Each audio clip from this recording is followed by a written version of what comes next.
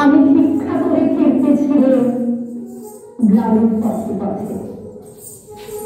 তুমি তখন চলেছিলে তোমার স্বর্ণরথে। অপূর্ব এক স্বপ্ন সম লাগতেছিল চোখে মম। কি বিচিত্র শোভা তোমার, কি বিচিত্র সাজ। আমি মনে ভাবতেছিলেন এই কোন মহারাজ।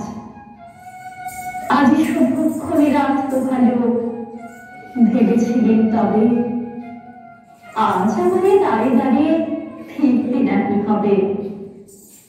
বাহির হতে নাকি হতে কাহার দেখা পেলেন পথে।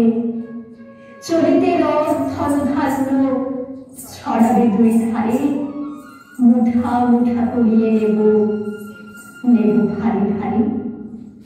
দেখি সহসা রথ থেমে গেল আমার কাছে এসে। আমার মুখবাণী চেয়ে নামটি তুমি হেসে। দেখে মুখের প্রসন্নতা জড়িয়ে গেল সকল ব্যথা। হেমকালে কিসের লাগে তুমি অকস্মাৎ আমার কিছু দাও বলে বাড়িয়ে দিলে হাত। মরে একই কথা রাজা ধীরাজ, আমার দাও কিছু।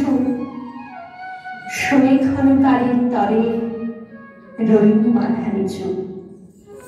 তোমার কি বা অভাব আছে ভিখারি ভিক্ষুকের কাছে?